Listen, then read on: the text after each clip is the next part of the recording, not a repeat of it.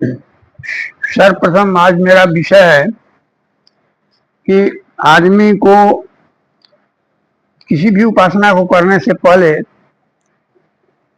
देवता होना चाहिए। देवता हम कैसे बनेंगे?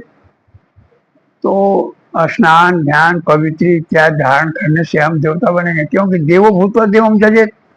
पहले अपने को देवता बने, अपने पवित्र बने, तब कोई देवता, पवित्र देवता की पूजा करेंगे। हम अपवित्र रहे कैसे करेंगे?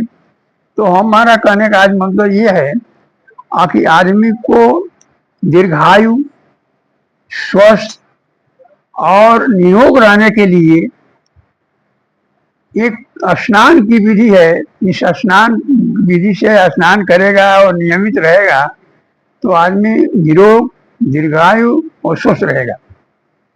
सर्वप्रथम आदमी को 3 बजे अपना उठ जाना चाहिए, शयन से उठ जाना चाहिए और उठ करके पहले मुंह को साफ कर लेना चाहिए।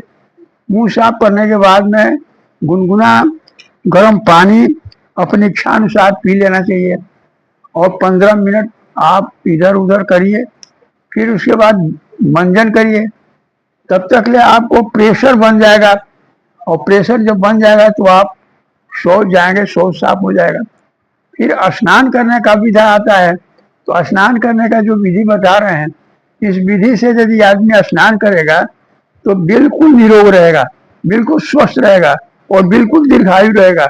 उसके चेहरे पर कभी बुढ़ापा आ ही नहीं सकती है। ऐसा ही हम प्रयोग बता रहे हैं। उसका नियम यही है कि आदमी चाहे पोखरा में, चाहे नदी में, चाहे तालाब में स्नान करता है तो खड़ा होकर के उस जल पर 3 बार गंगा जी का नाम स्मरण करके ध्यान करते हुए गंगा शब्द का उच्चारण करे। उसके बाद उस पर अपने दाहिने हाथ के तर्जनी मूली से ओंकार का चित्र बनावे और उसको ध्यान रखे। फिर उसके बाद उस जल पर हरिओम 3 बार बोले। फिर उसके बाद नमो नारायण मंत्र को 3 बार बोले। फिर उसके बाद परम ब्रह्म परमात्मने नमः इस मंत्र को 3 बार बोले। फिर इसके बाद विष्णुवे नमः इस मंत्र को 3 बार बोले। फिर लक्ष्मी नारायणाभ्याम इस मंत्र को 3 बार बोले। फिर इसके बाद अच्युताय नमः, अनंताय नमः, गोविंदाय नमः इस मंत्र को 3 बार बोले। फिर इसके बाद पुंडरीकाक्ष ऋषिकेश माधव पापनाशनाय नमः 3 बार बोले। ऐसा करने से आदमी के अंदर पाप नहीं जाता, पाप की बुद्धि नहीं होती है और आदमी धीरे धीरे वो धर्मात्मा हो जाता है।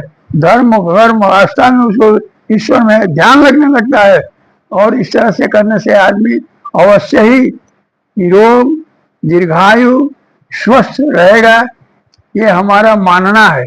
और अब रही बात ये कि सभी मंत्रों को 3 बार ही बोलने का हमने क्यों कहा? तो देखो भाई, 3 शब्द की ऊर्जा है। 3 शब्द जो है ऊर्जा है, 3 शब्द त्रिकोण बनता है।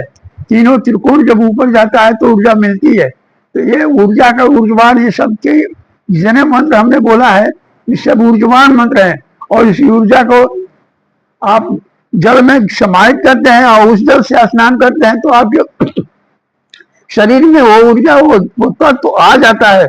इसलिए आपको इस विधि से स्नान करना ही उचित होता है और दीर्घायु रहेंगे।